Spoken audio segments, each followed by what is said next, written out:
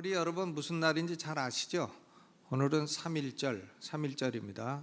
일제의 독재 침략의 항거에서 우리 조상들이 항거를 했던 그런 날입니다.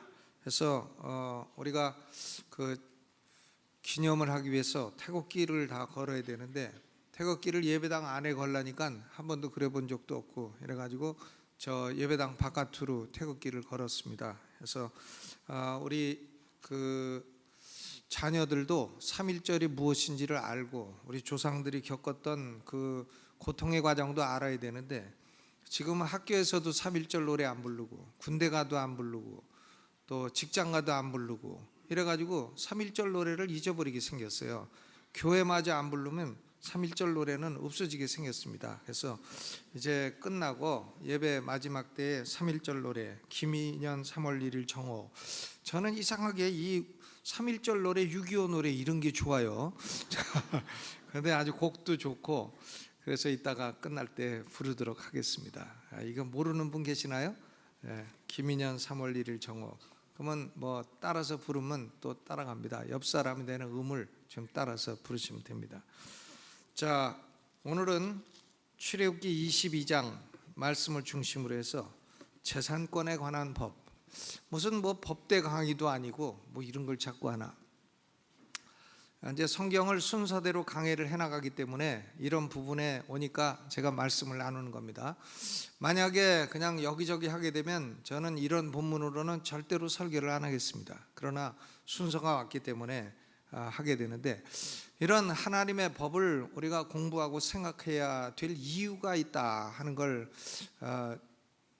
생각하게 됐습니다. 왜냐하면 우리가 어떤 사건을 볼 때에 이것이 옳은 건가 저것이 옳은 건가 이런 걸 판단할 수 있는 이 훈련이 좀 돼야 됩니다. 그러니까 법과대학을 다닌 사람들은 법을 다 잊어버려도 다 끝나고 나면은 소위 리걸 마인드, 이 법적으로 바르게 생각하는 그런 마인드가 생긴다 이런 얘기를 합니다. 그러니까 우리가 이런 하나님의 법을 공부함으로써 올바른 하나님의 법에 따른 리걸 마인드를 갖고 살아가는 것이 성도의 삶에 굉장히 중요하다 이런 생각이 들었습니다. 왜 그러냐면 제가 한번 기도원에 강사로 갔는데 자동차를 잠깐 문 밖에 세워뒀어요. 근데 어떤 성도가 와서 후진을 하다가 쿵 박아갖고 내 차를 찌그러뜨렸습니다. 그리고 내려와 가지고는 저를 혼냈습니다. 왜 남의 후진하는 길에다가 당신 차를 세워가지고 이렇게 사고를 내게 하느냐. 그러니까 후진한 게 잘못이 아니고 남의 차를 박은 게 잘못이 아니고 그 자리에 내가 세워놓은 게 잘못이다고 그 사람은 진실로 그렇게 생각을 하는 겁니다. 그럼 저는 그 사람을 한번 이렇게 딱 때리고 왜 얼굴을 하필이면 그 공간에 갖다 뒀냐. 내가 그렇게 말하면 그 사람은 뭐라 그러겠어요?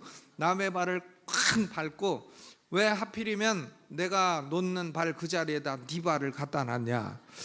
이제 이렇게 말을 한단 말이에요. 그러니까 이런 것들은 다 문제가 뭔가 그 사람이 지금 리걸 마인드가 잘못됐다는 걸 말을 하는 것입니다. 그러니까 피해자가 가해자 되고 가해자가 피해자 되고 이것이 잘못 생각을 하니까 그렇게 되는 것이죠. 한 번은 제가 어떤 목사님 모임에 갔는데 한 분이 그 모임에 돈 2천만 원을 횡령을 했어요. 그래서 제가 얘기했습니다. 아니 당신은 돈을 횡령했으니까 당분간 좀 벌을 받고 이 돈을 조금씩이라도 물어내야 되지 않느냐. 그랬더니 다른 목사가 있다가 저를 야단쳤습니다. 큰 교회 목사가 말이야, 그거 좀 한 2천만 원 작은 교회 목사가 먹었기로 서니 그걸 왜 야단치고 그러냐. 네가 물어내지. 막 그러면서 야단치니까 제가 잘못한 것 같더라니까요. 그걸 가만히 듣고 있으니까 야 참, 이게 논리가 어떻게 그렇게 돌아가나. 그 사람의 마인드는 지금 그것이 옳다고 생각을 하는 겁니다. 그러니까 피해자는 가해자 되고 가해자는 피해자 되고, 그러니까 그런 것들이 뭔가 하면 바로 사람의 마인드가 잘못됐을 때 옳고 그름을 판단할 수 있는 능력이 떨어질 때에 나타나는 현상이다 이렇게 볼 수가 있습니다. 많은 성도들이 일상생활에서요 남의 돈을 떼어먹고도 예수님이 용서하라고 하셨으니까 용서 좀 하지 그걸 갖고 자꾸 달라고 그러느냐. 이것도 그 리걸 마인드가 잘못된 데서 오는 겁니다. 남의 돈을 떼어먹었으면 우선 물어주는 게 옳은 것이지. 그러면 그 사람은 한 대 때리고 용서하라고 하셨으니까 용서하시오. 그러면 좋겠습니까? 그러니까 그것은 다 우리 성도들의 이 마인드에서 무엇이 옳고 그른가 하는 것을 판단하는 훈련이 좀 덜 되었기 때문이 아닌가 이렇게 생각합니다.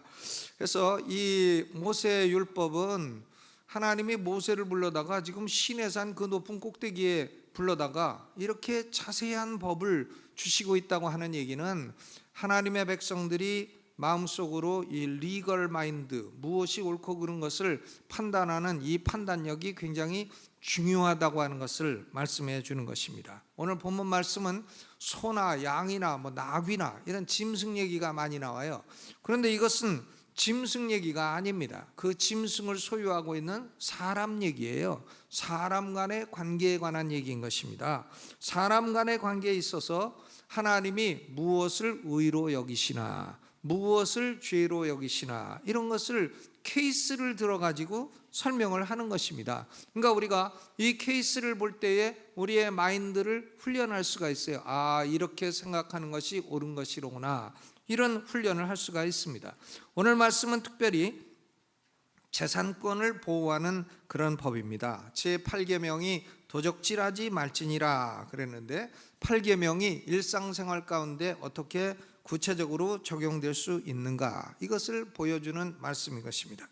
여러분, 공산주의 국가는 물질의 소유주가 국가라고 말을 하죠. 국가가 다 소유하고 있다. 그러나 하나님 말씀은 개인이 소유주이시다, 소유주의다, 이것을 말씀하는 것입니다. 공산주의자들은 남의 재산을 탈취해도 양심의 가책을 느끼지 않습니다. 왜냐하면 국가의 것을 국민이 좀 가졌기로서니 무엇이 죄가 되느냐, 이런 생각이죠. 국가의 것을 국민이 가졌는데 뭐가 잘못이냐. 그러니까 남의 것을 뺏어도 전혀 양심의 가책을 갖지 않게 되는 것입니다. 그러니까 어느 사회든지 공산주의 사회가 되면 남의 것을 마음대로 빼앗는 자가 많아지게 됩니다. 그리고 사회가 점점 커뮤니즘 사상이 높아지게 되면 남에게 공갈 쳐가지고 남의 것을 빼앗는 사람들이 늘어나게 되는 것입니다.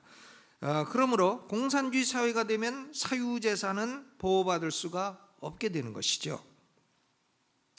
우리나라에는 소위 낮은 단계 연방제라는 것을 주장하는 사람들이 많이 있습니다. 그건 뭐냐면 남한과 북한이 미국과 같은 연방국가를 이루어서 두 개 주를 가진 연방국가를 이루어서 적당한 시기에 통일을 이루자, 아주 그럴듯한 이론 같아요.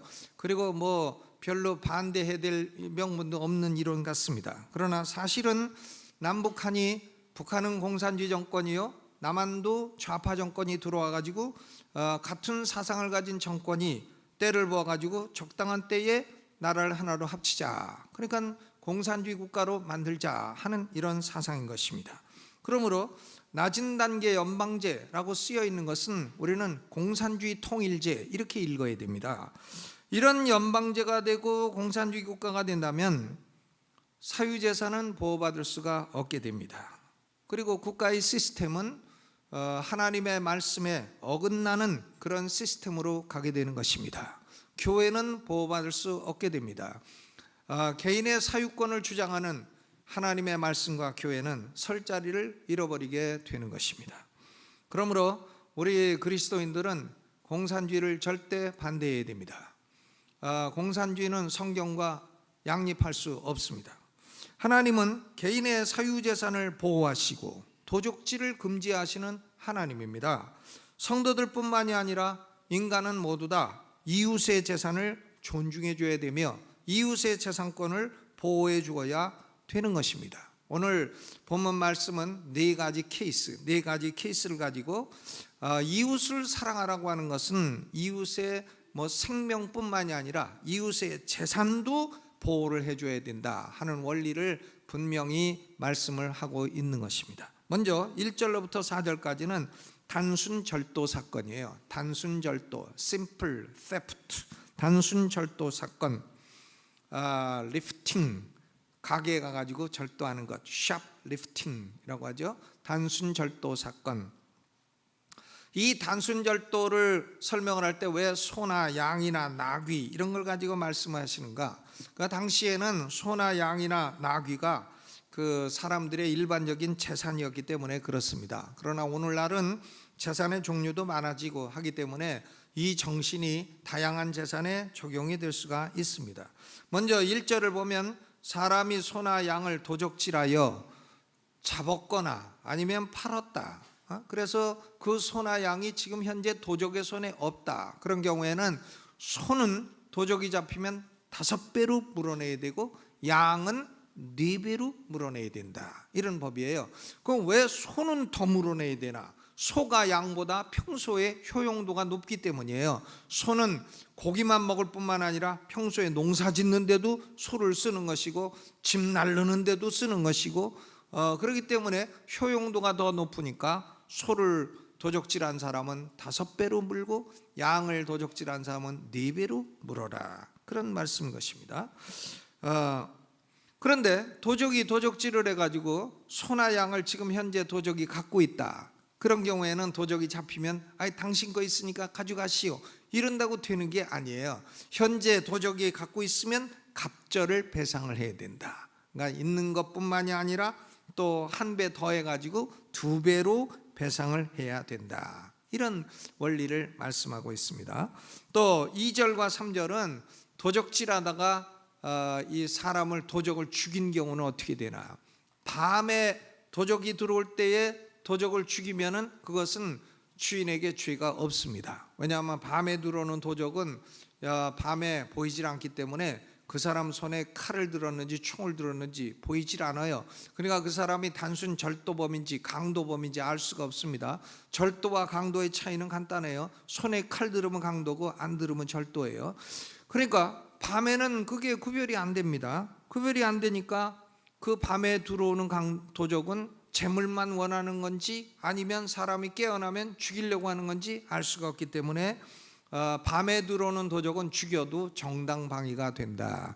그런 얘기인 것입니다. 그러나 낮에 도적이 들어오면 그를 죽이면 죄가 된다 그랬어요. 왜? 낮에 들어오는 도적은 도적의 손에 칼이 들었는지 뭐가 들었는지 다 보이고 도적의 생명도 비록 그 사람이 도적이 됐지만 하나님의 형상으로 된 것이기 때문에 하나님이 그 생명을 보호해 주신다는 것입니다. 낮에 들어온 도적은 일단은 재물만 훔치려는 사람이지 사람을 죽이려고 하는 사람은 아니다. 이렇게 보아서 낮에 들어온 도적, 그를 죽이면 정당방위가 아니라 과잉방위가 되어서 죽인 사람에게 죄가 된다. 이것은 잊어버려도 하나님의 원리가 그렇게 되는구나, 굉장히 합리적이구나 하는 것을 우리는 알 수가 있습니다. 그러니까 밤에 들어온 도적 다르고 낮에 들어온 도적 다르다. 그런데 3절 후반을 보면 도적질한 작물을 다 팔았거나 아니면 다 먹어버렸어요. 먹어버려서 돈도 없어. 팔아가지고 자기가 다 낭비했습니다. 배상할 능력이 없다. 그러면 어떻게 되는가? 그는 몸을 팔아야 된다. 몸을 팔아서 노예가 되어 노예로 자기 몸을 팔아서 받은 돈을 가지고 배상을 해줘야 된다. 그런 말씀이에요. 그러니까 이 도적에 대해서 반드시 그 재물로 배상을 해주어야 된다 하는 명확한 원리를 말씀을 하고 있는 것입니다. 우리는 여기서 2가지 중요한 원리를 배울 수 있어요. 하나는 도적은 국가에다가 배상금을 내는 게 아닙니다. 도적은 손해를 입은 개인에게 배상을 해야 된다.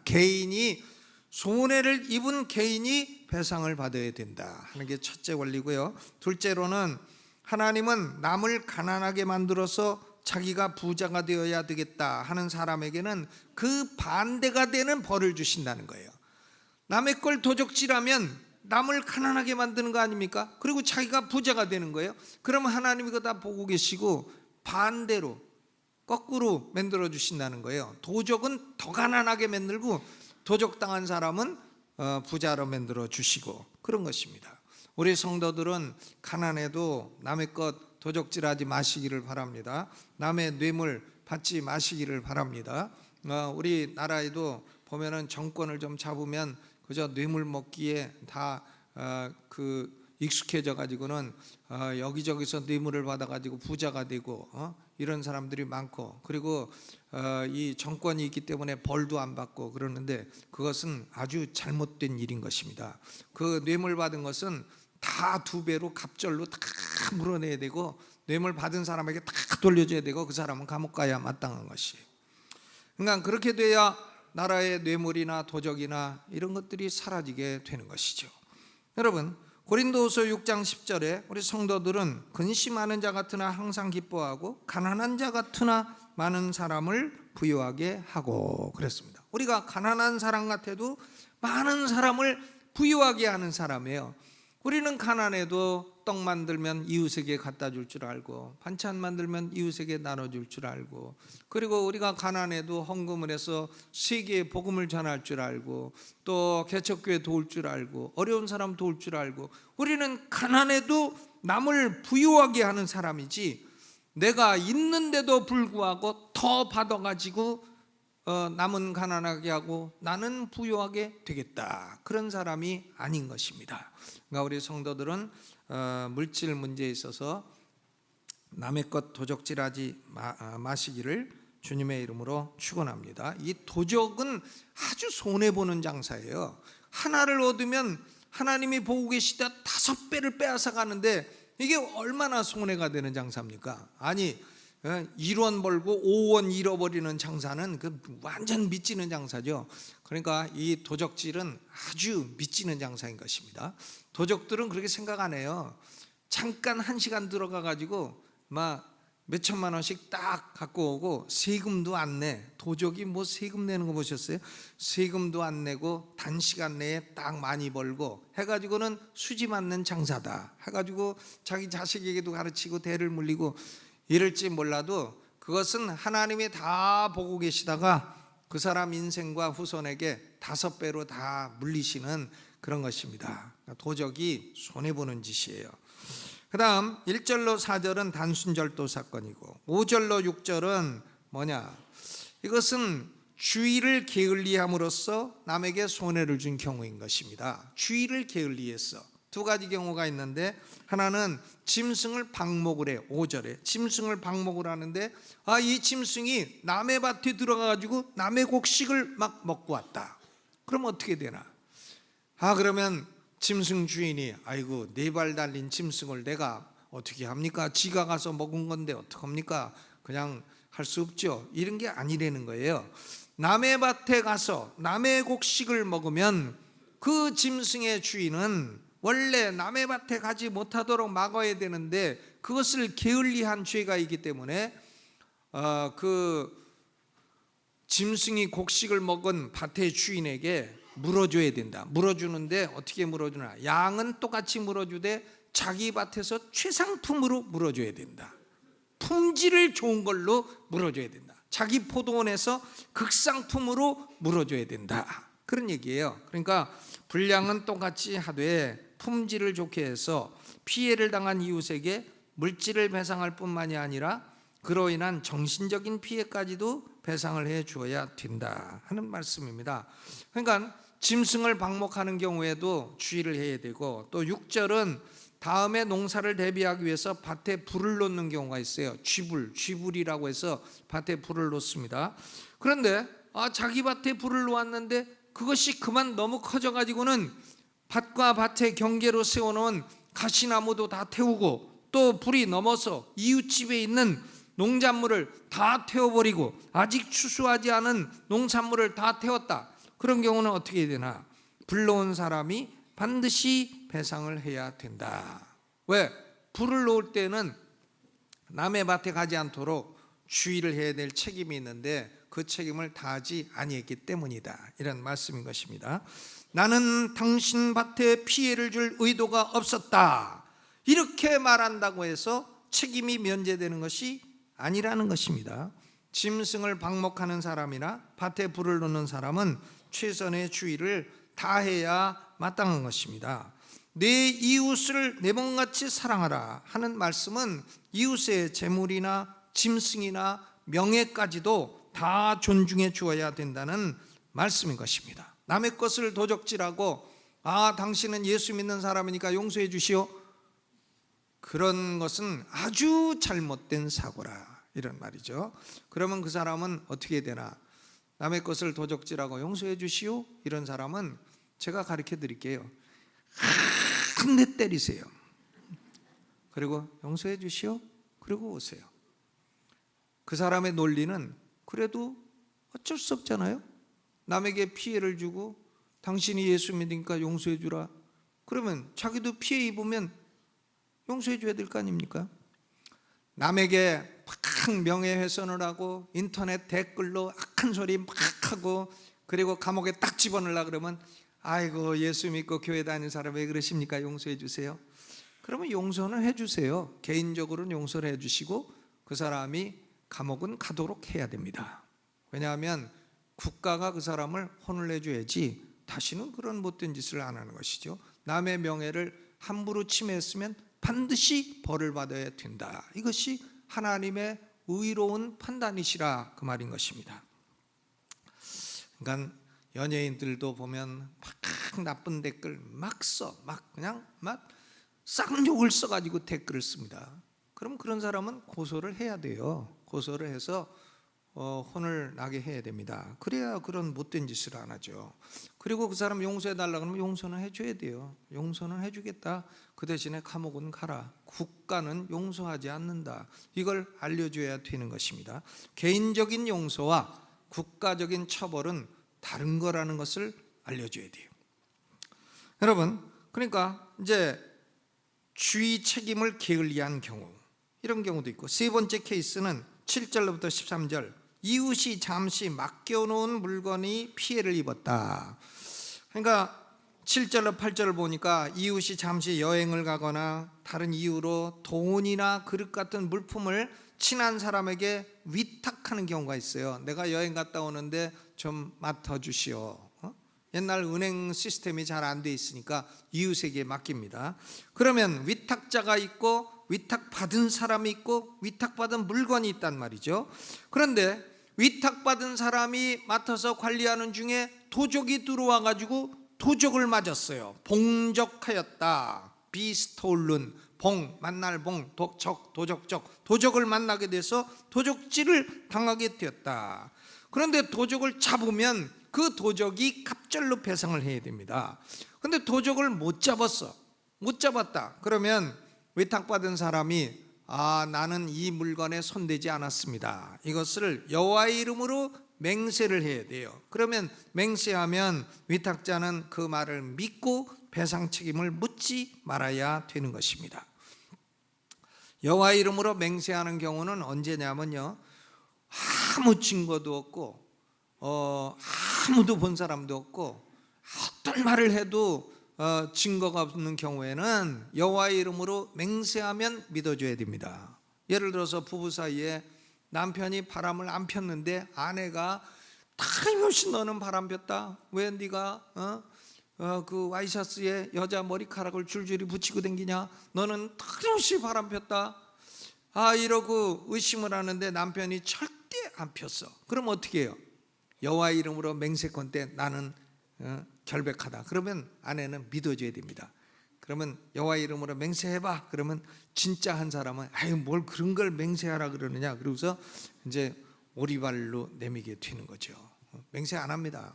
여호와의 이름으로 맹세하는 것은 거짓말한 경우에는 그 사람에게 하나님의 징벌이 즉각적으로 오는 것이기 때문에 절대 거짓말할 수 없어요. 그러니까 남의 것을 맡았다가 도적을 당했는데 물건 맡은 사람이 나 손 안 댔다고 여호와의 이름으로 맹세하면 믿어주라는 겁니다. 그런데 위탁받은 사람이 그걸 잃어버렸다고 말을 하는데 어느 날 위탁자가 가서 보니까 그 위탁받은 사람 집에 자기가 맡긴 그릇하고 똑같은 게 있어. 그러면 어떻게 돼요?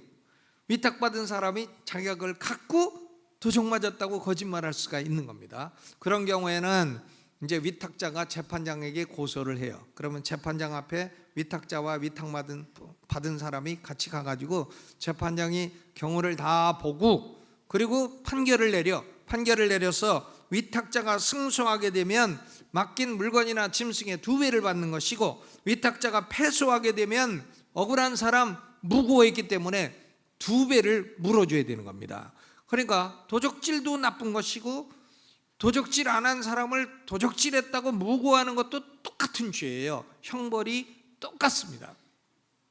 그러므로 우리 성도들은 도적질도 나쁘거니와 남을 무고하는 것도, 근거 없이 의심하고 비난하는 것도 그것도 죄라고 하는 사실을 깨달으라 하는 것이 9절 말씀이죠.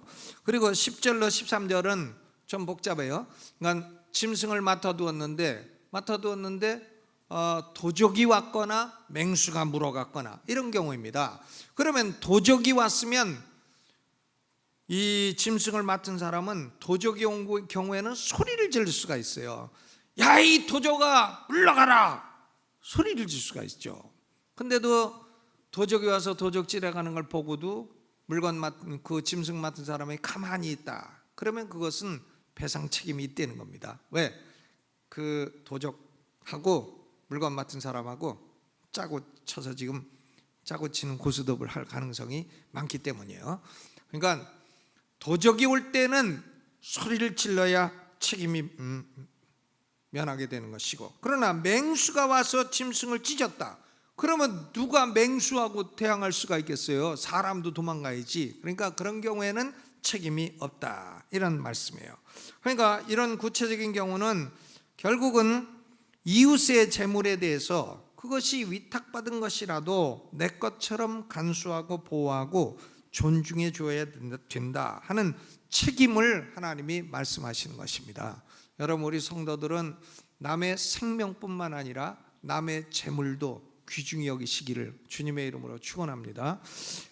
우리나라는요, 이 사기꾼 왕국이에요. 사기꾼이 굉장히 많습니다. 그러니까 누가 이자를 많이 준다, 뭐 며칠 쓰고 금방 돌려주겠다, 그러면 제가 말씀드리는데 절대 주지 마세요. 그것은 100% 사기예요.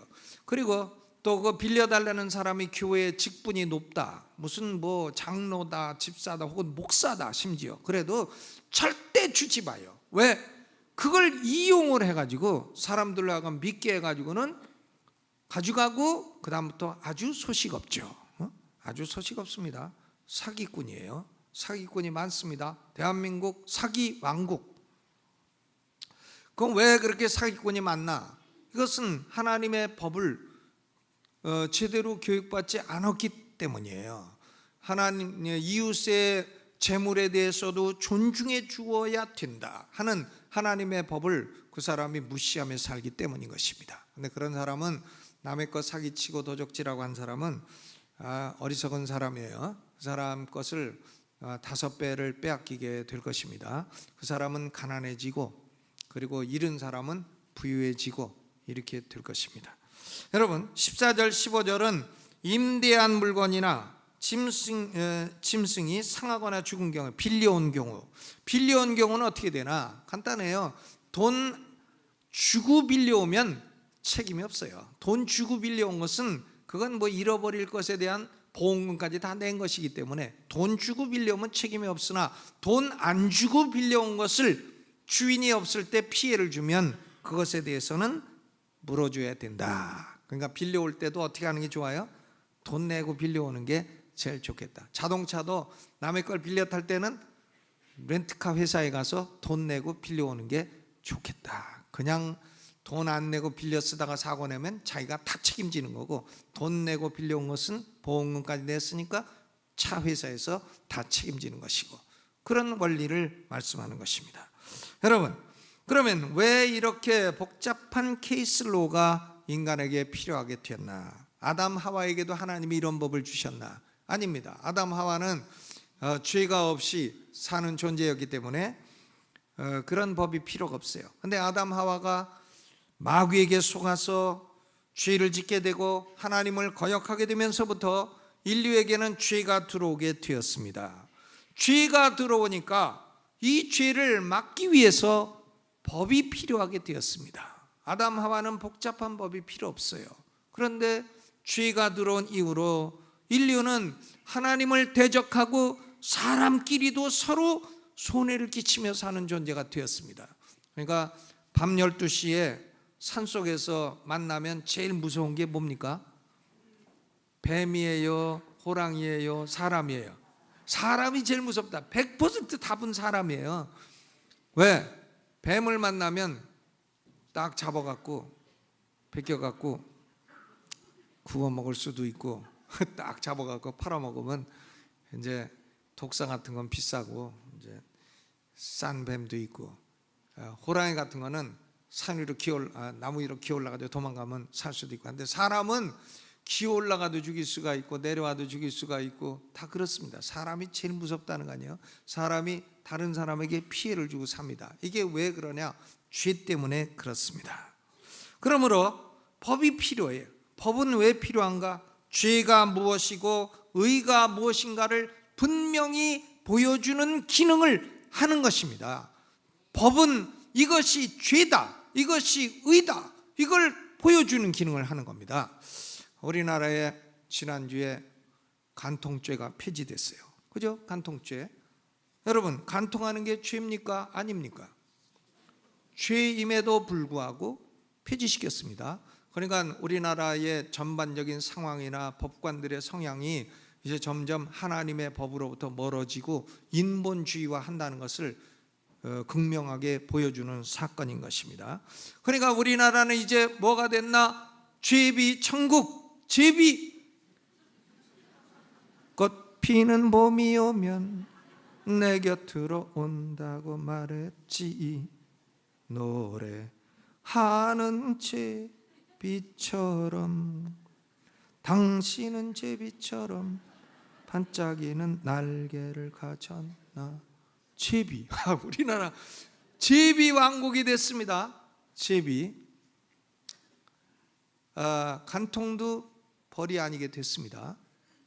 죄가 아니고 벌을 안 받게 되었습니다. 여러분, 근데 이제 왜 그렇게 판결을 내렸나 하니까 인간은 성적인 자기 결정권을 갖는다. 이제 그게 논리 아닙니까? 성적인 자기 결정권의 최고봉은 누굽니까? 성적인 상대를 마음대로 고를 수 있는 최고봉 한 글자인데 기역으로 시작되고 애가 붙은 짐승. 그죠? 한국 사회가 이제 자꾸 이런 사람들이 이제 성적 자기결정권을 가진 존재가 되어서 점점 인간이 이제 개를 닮아가는 이런 시대가 되었다. 그런 말 아닙니까? 그런데 그래도 또 말해. 간통을 하면 그래도 안 됩니다. 왜? 그러면 손해를 엄청나게 봅니다. 이혼도 당하고 또 재물도 물어내야 되고, 그러니까 민사적인 책임이 엄청납니다. 여러분, 하나님 말씀은요, 간통은 민사가 아니에요. 간통은 형사밖에 없습니다. 간통한 사람은 그대로 돌로 쳐서 죽이라. 이게 법이에요. 하나님의 법. 간통에 대해서는 돈으로 해결이 안 된다는 겁니다. 여러분 남편이 어디 가서 간통을 했으면 돈으로 됩니까?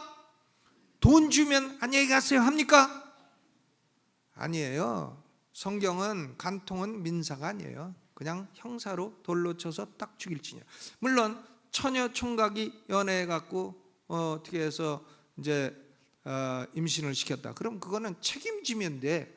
네가 데리고 살아라.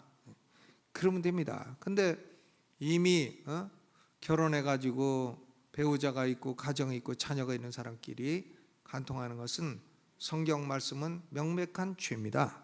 그리고 그에 대한 형벌은 사형이에요.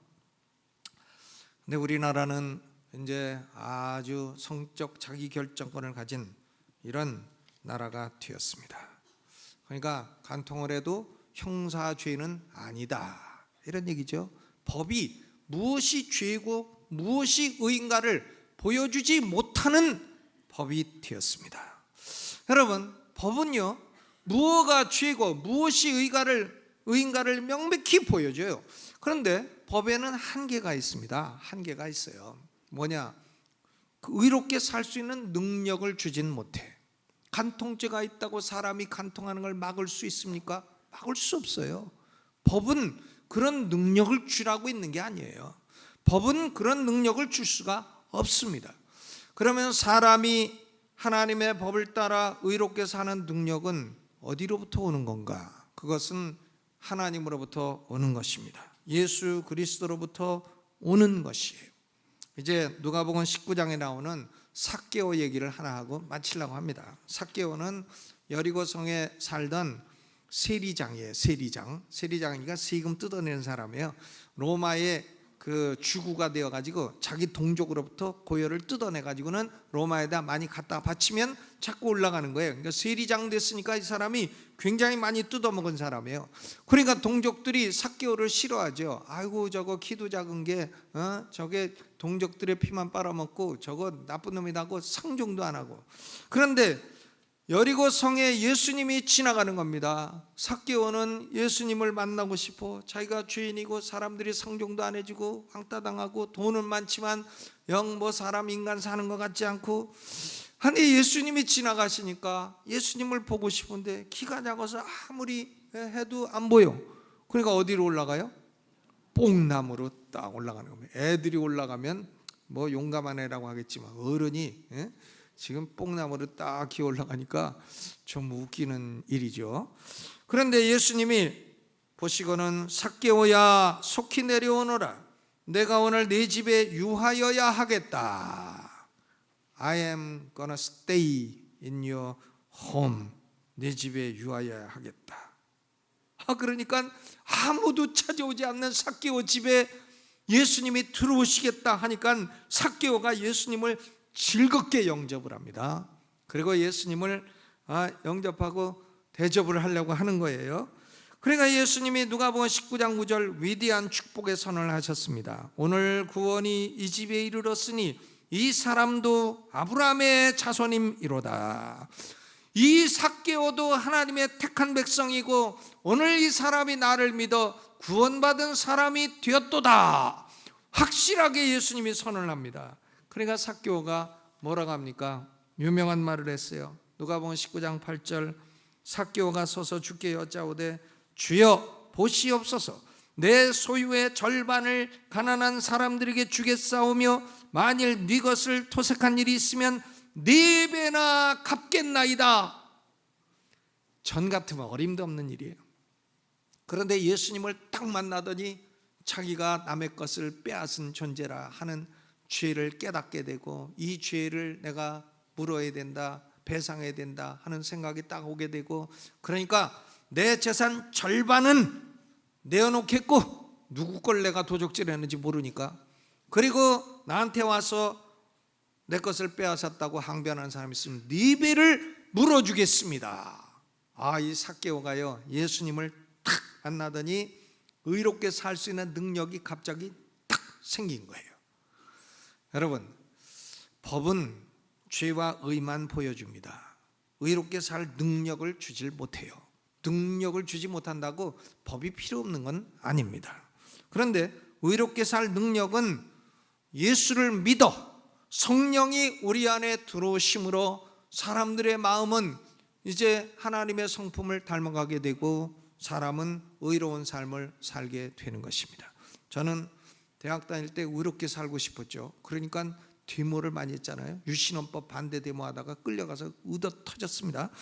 의도 터지기도 하고 감옥에 하루 이틀 있기도 하고 이렇게 했는데 아무리 그래봐야 이 사람이 의롭지 않습니다.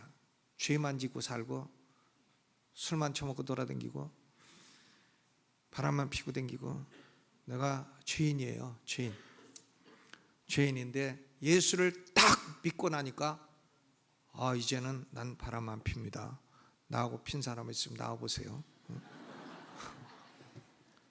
이제는 내가 그렇게 술 처먹고 돌아다니지 않습니다. 나하고 술 먹은 사람 있으면 나와보세요. 점점 성령이 들어오시니까 그런 걸 이길 수 있는 능력이 생겨나.